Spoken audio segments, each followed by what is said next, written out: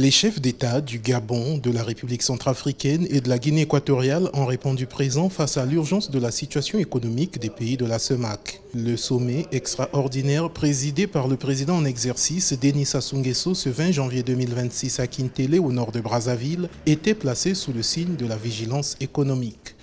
La décision de convoquer ce sommet extraordinaire des chefs d'État de la CEMAC a été prise dans le but de trouver des solutions appropriées à la situation économique, monétaire et financière que traverse notre sous-région. Comme nous avons pu le constater lors de nos échanges, des mesures de redressement doivent être mises en œuvre en urgence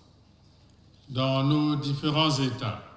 Parmi les points retenus en conclusion, les chefs d'État de la CEMAC ont recommandé de garantir la cohérence des lois de finances avec les engagements internationaux, de renforcer la transparence et la digitalisation des finances publiques. Ils ont aussi décidé de préserver l'indépendance de la BEAC,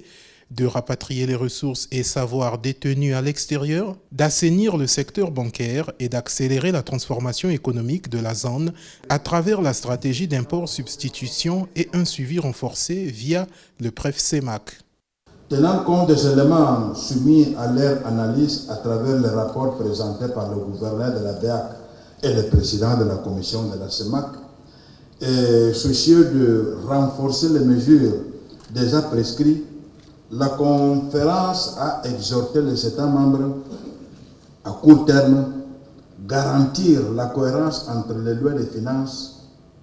et les engagements des États, notamment avec le Fonds monétaire international,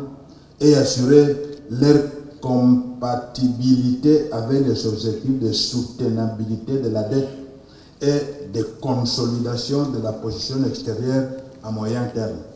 Les économies de la CEMAC affichent une reprise modérée. Le produit intérieur brut réel de la sous-région a progressé d'environ 2,7% en 2024 contre 2,0% en 2023, tandis que l'inflation s'est réduite à 3,1% au premier trimestre 2025, signalant un retour progressif vers les seuils communautaires. La croissance reste toutefois fragile face à la dépendance aux matières premières, aux tensions géopolitiques et aux pressions sur la dette publique.